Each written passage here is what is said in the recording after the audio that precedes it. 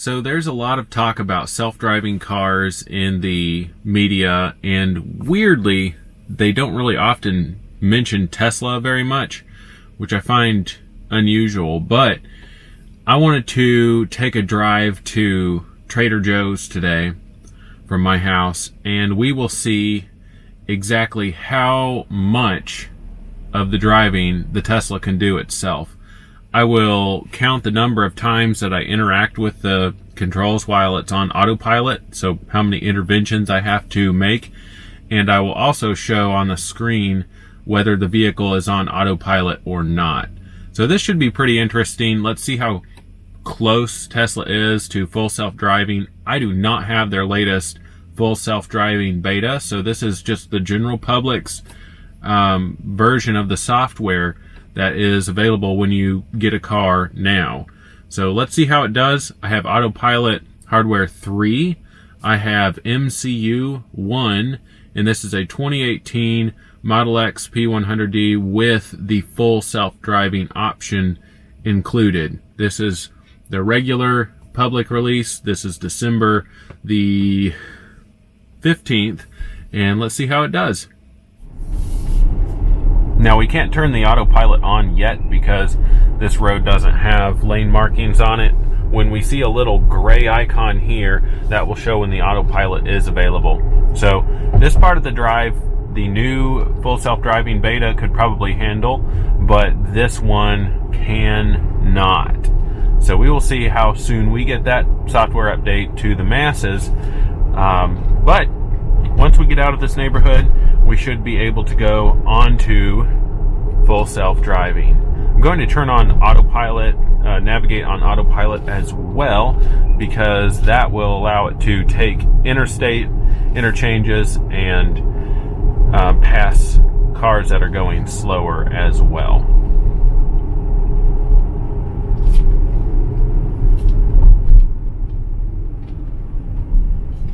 Now my MCU 1 is a bit slower, so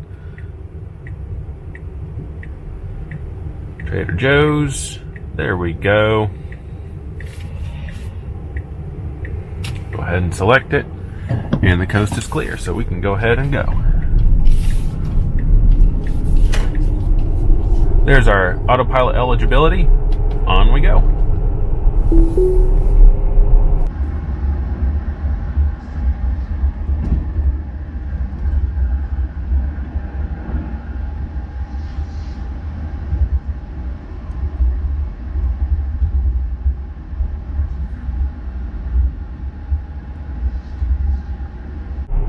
Now I will have to take over here because it doesn't know which lane I want to go into.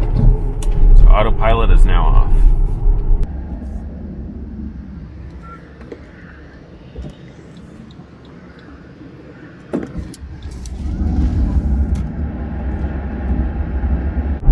And back on.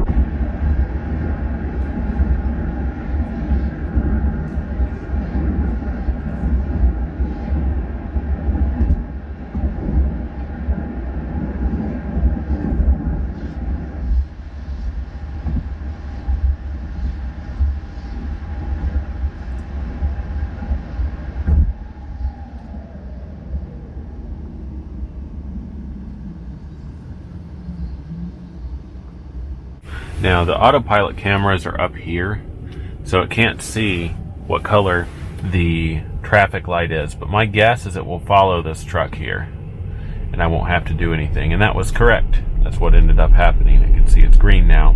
Sometimes I will have to interact with the autopilot to go through a green light anyway, so let's see if I can be driver number 1 at a stoplight coming up here soon. Now I'm going to pass on the right here. That's interaction number 2 so far. I raised the speed limit earlier, so that counts as a interaction, as well as making that turn, I suppose. So that would make this number 3.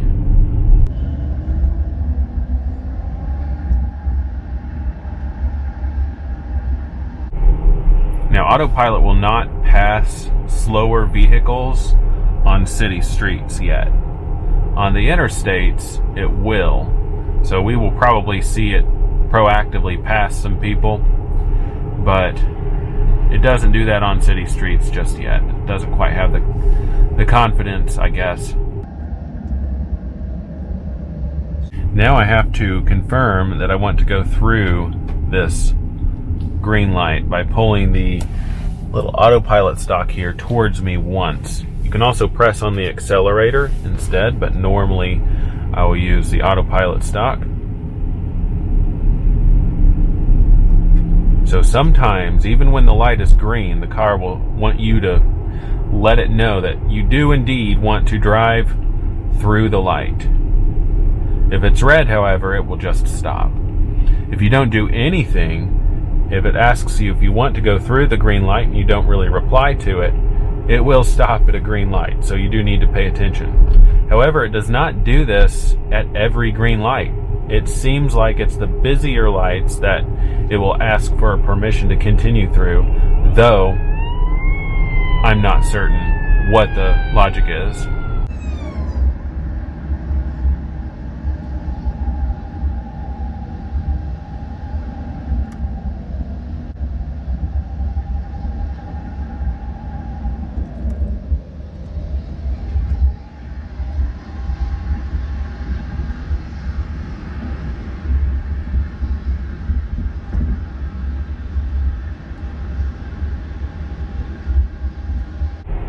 If you notice this yellow stripy thing on the, I'm not even sure what I would call that instrument there, that measures the energy input and output while driving, that means that the battery is still a little bit cold to be charged very effectively by the vehicle's regen system. So there is a way that the Tesla will actually regain the power that you dispense by pressing on the accelerator. It can regain that by braking or going downhill, where it turns the motor in reverse, I believe, and that acts like a generator instead of a electric motor.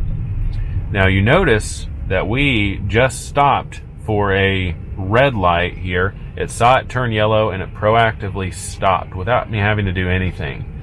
Now, when it turns green, it will ask for permission to continue, most likely.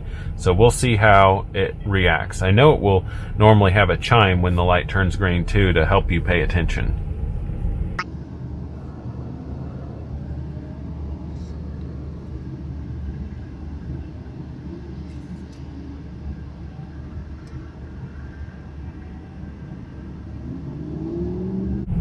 It's always fun to see cars turning in front of me and then see how the vehicle will render them as they go by.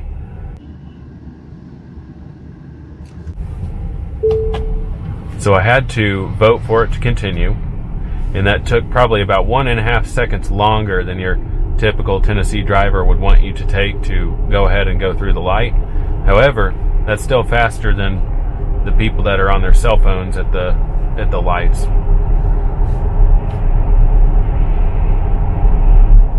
So that was interaction number 5. Here comes number 6. I have to vote to continue through this green light here. And interaction number 7, where I need to change lanes so I can get into the next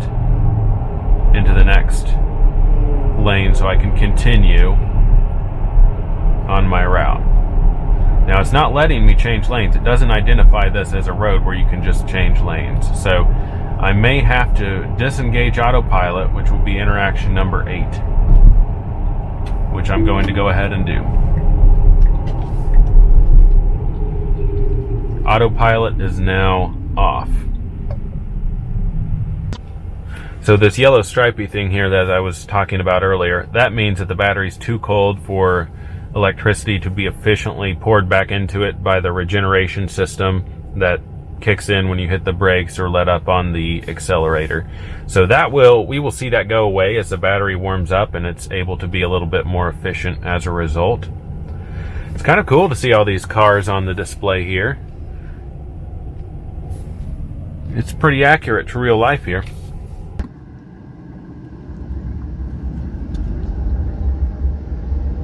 Something to keep in mind as we're observing how good Teslas are at full self-driving at this stage is that this is not a pre-programmed route like a lot of the full self-driving companies will create. So a lot of the technology, they'll pre-map it in advance with GPS or LiDAR so that the car kind of knows what to expect in that scenario. And that's really good, I suppose, for taxis with repetitive routes and will be workable. However, this Tesla's method is supposed to work for the vehicle seeing this for the first time in its life with no pre-programming whatsoever. It uses cameras just like humans use their eyes, and that has proven to work so far since the vehicle has been invented, that your eyes and your neural net, your brain, is an effective way to drive a vehicle, and that is the method which Tesla has decided to take. You will see LiDAR technology, which is a form of radar, except it uses light, that other vehicle makers will use to map the vehicle's environment. But the engineers at Tesla believe that cameras are going to be the most effective method.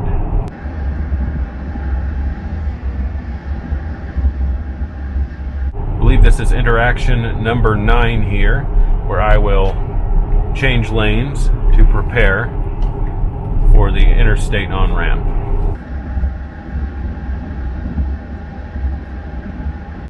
I'm going to make a prediction. I believe that traffic congestion will be relieved by creating tunnels in major cities. And a lot of Tesla fans know about this from the Boring Company, which is one of Elon Musk's projects. However, here's interaction number 10. However, it's not very widespread information yet. The Boring Company is working on building tunnels in a very affordable way. The cost of the tunnel is going to be one of the main deciding factors on whether it is an adopted technology for public roads. So you'll see a lot of flying cars in the news because that's a pretty flashy topic, obviously. A vehicle that can fly from point A to point B in the city and just generally carry people. A little bit more advanced than an airplane because they will have to take off and land vertically in many instances. So I believe that that will come, but I think that tunnels will beat the flying car. And I believe that only electric vehicles will be allowed in the tunnels because they do not create emissions as you drive them. So you can't be driving through a tunnel filled with a bunch of emissions because that would create a hazardous atmosphere. But electric vehicles, that would be just fine. The air would stay fresh. I believe this is interaction number 11, changing a lane. Let's see if it takes the on-ramp on its own. This is a exit-only lane to get onto the interstate. That might save us an interaction. And we will see if it increases its speed, as we would hope it would too, because we don't want to hold people up. They get a little bit upset about that if you drive slow on this on-ramp.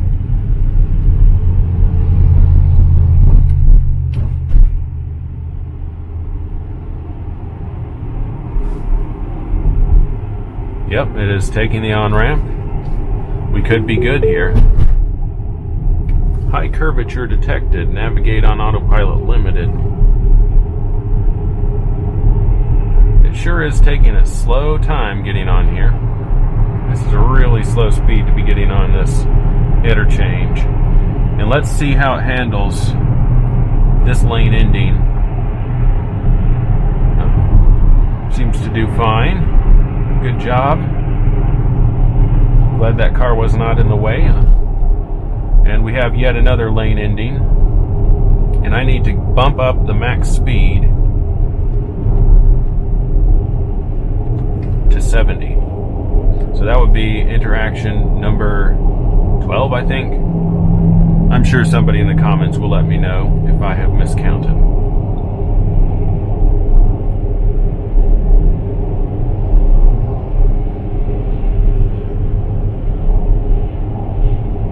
It may pass pass this vehicle up here? We will find out. Sure is driving conservatively right now. Normally I would be in the left lane going about 70 or better. Instead we're in the far right lane doing 51, which is not how I generally drive, but we'll see how this goes.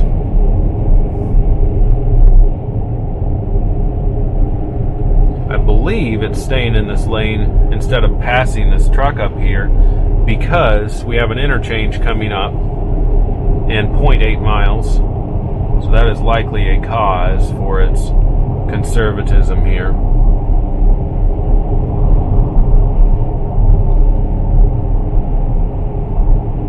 But still doing a good job keeping us safe.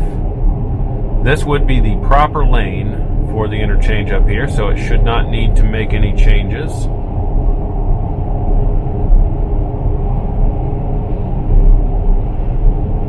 Now this part of Nashville right here can get really, really backed up during rush hour, and vehicles will go flying right by, right next to standstill traffic, so it can be pretty terrifying, honestly. I'm glad it's not this way today.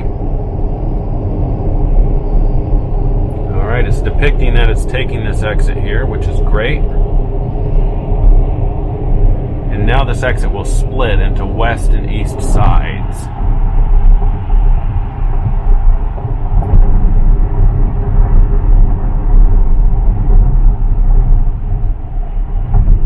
Doing a great job so far.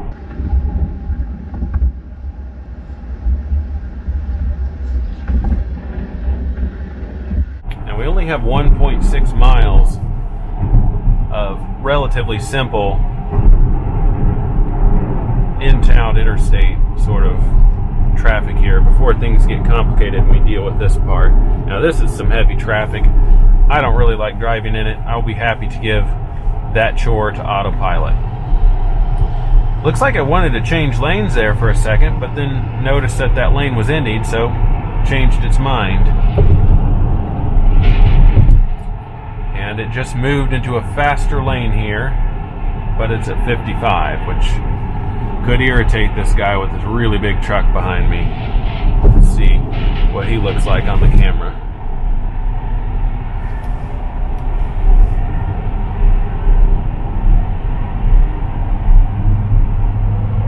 I'll wave to him anyway.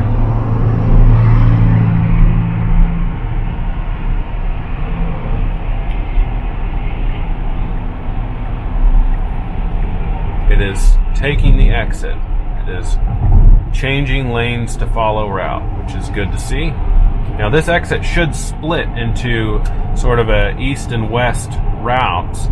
So I hope that it takes the correct side here and I don't have to intervene.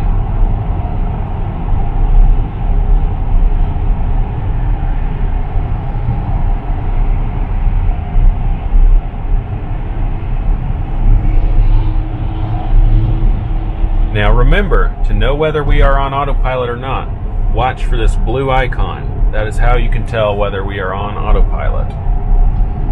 Now it's choosing the correct side here, which is good. 400 feet, navigate on autopilot will be ending, so it will just be using its normal city streets logic for whatever comes next.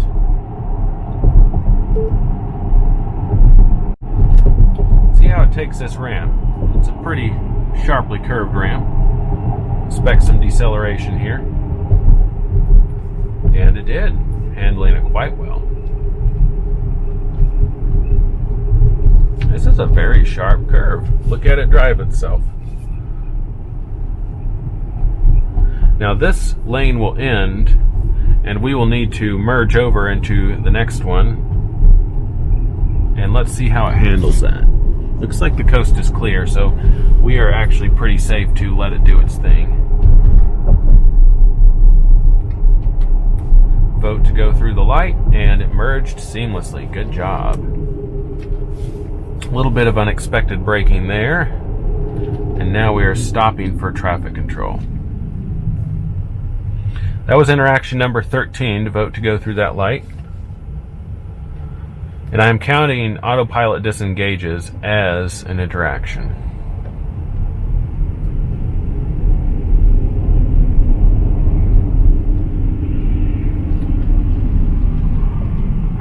that is uncomfortably conservative there, how it will wait for the vehicle to turn right, and then it will be like a whole second or two before it will accelerate again. I don't really like that, and I hope that they take that out and make it drive a little bit more human,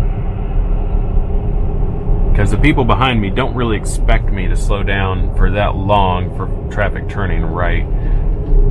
Always makes me a little bit nervous about getting rear-ended, but so far everybody seems to have been paying attention when that has happened, and it hasn't happened.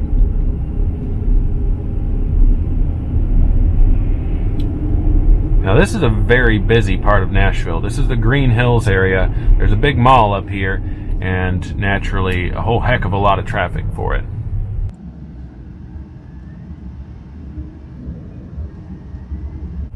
I'm going to go ahead and vote for it to go through the light. That's interaction number 13. And if I'm getting this count wrong, you can just blame it on forgetting to take my lion's mane mushroom supplements today. Which, that's not a plug, it's just something I believe in taking. It has actually improved my memory taking that for about a month. So go find some good lion's mane. I think there was a dude on the Rogan podcast that talked about it. And it increases your ability to, it's kind of a nerve supplement. It helps your neurons and it helps your actual nervous system. Based on what I understand, it could be a total placebo, I don't know. But I like it. I'm a supplements nerd when it comes to nootropics. Nootropics, nootropics. It's a very quickly growing segment. I think we'll see that become quite mainstream.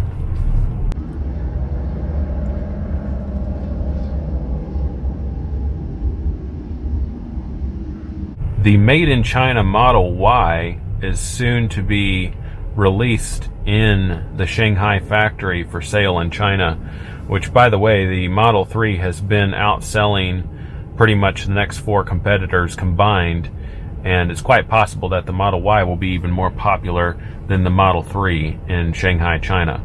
So that should be coming in the first half of 2021. I would expect actually the first quarter of 2021, because they've been testing some of them out at their track in Shanghai, as I saw on one of the Tesla blogs. But that is really cool stuff. I like how it continued through this yellow light instead of panicked. It was like, well, I'm kind of mostly through it anyway, so I'm going to go ahead and continue. And then it just let this infinity in, which was very human-like as well. I really liked those interactions there. They were subtle, but they were very human-like reactions to a situation that could be challenging for a computer. So the coders at Tesla, while they might be a bit conservative in many areas, which they probably need to be, that was very human interaction. I liked seeing that. Now this could get iffy. Let's see if it avoids this vehicle here. This is tricky, because it's a little over the line, and I'm ready to take over.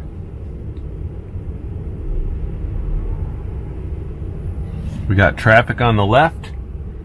We have to avoid it a little bit. Oof, that is quite close, as you can see. His mirror is right under mine. I can go ahead and save that dash cam footage just to be sure.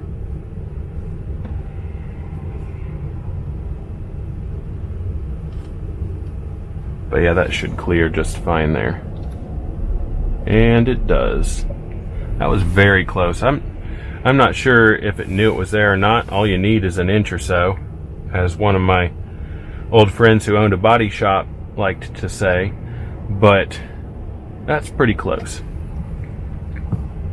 Now the Made in China Model Y is going to be using the so-called gigastamp process, which that's an enormous casting machine which takes Tesla's exotic aluminum alloy and just creates enormous pieces of the car's structure at once, instead of them having to be dozens or even previously hundreds of parts in the Model 3, for example.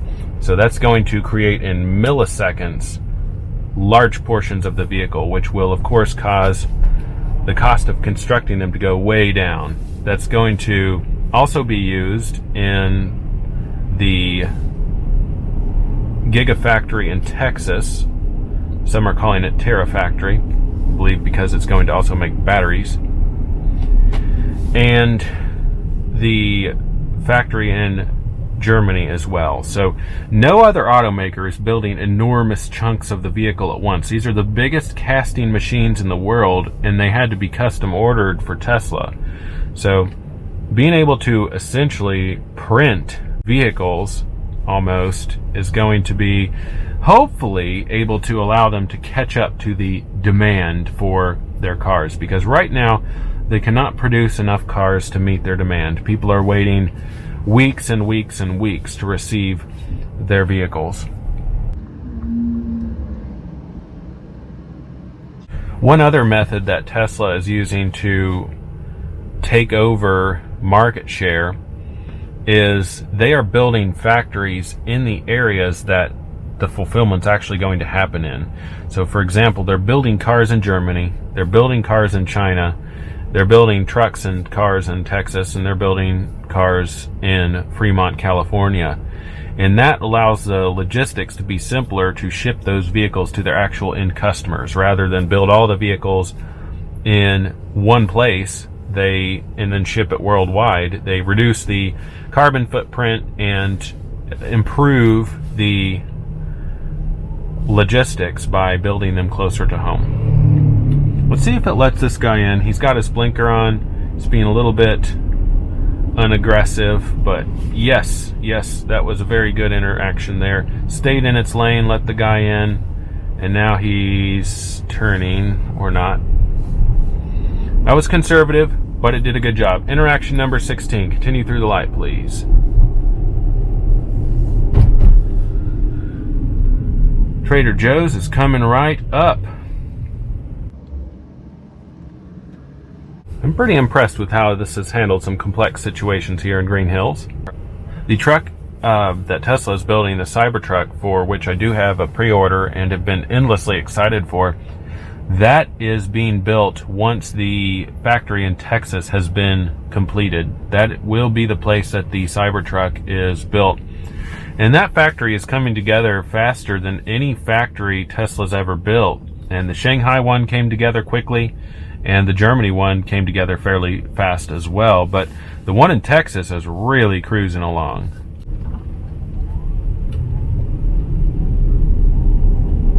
I hope that they finish those in time to get the Cybertruck for 2021.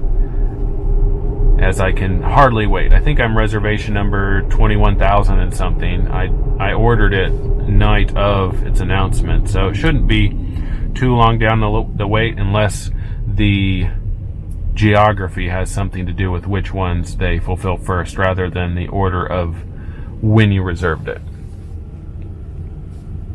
There is a Cybertruck redesign that's subtle, expected to be subtle, but help it fit in on the roads and comply with regulations and things like that. It's probably going to be about the same size and look about exactly the same, but we should see an update on that hopefully this month, but it could be sometime in Q1.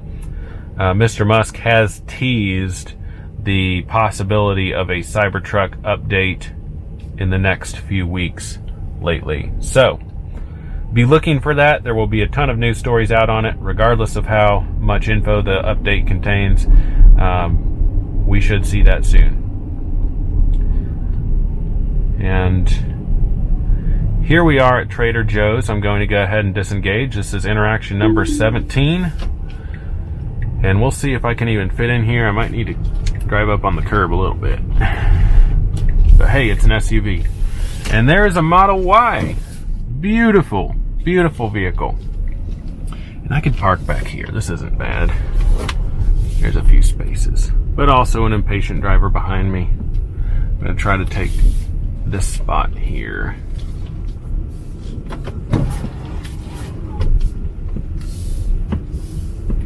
Thank you for being patient, folks.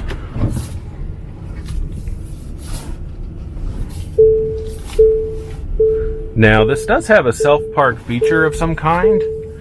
I'm not entirely sure how to use it. I will have to look that up and show you guys. But it should be pretty cool. You can see that it knows it's in a parking spot here. I had a little diagram around it. There it is again. Auto park ready, start, or not this time. Once it kind of identifies a parking spot, I guess that's how it works. I'm gonna go ahead and park it. And that was our drive to Trader Joe's, folks. I've got some stuff on my list to buy for the house, and thank you for riding along with me. It's been fun showing you this stuff. Like and subscribe. Please, please, please subscribe, because once I get to enough subscribers, we can rename this channel to something cool, which will be fun. Y'all have a good one.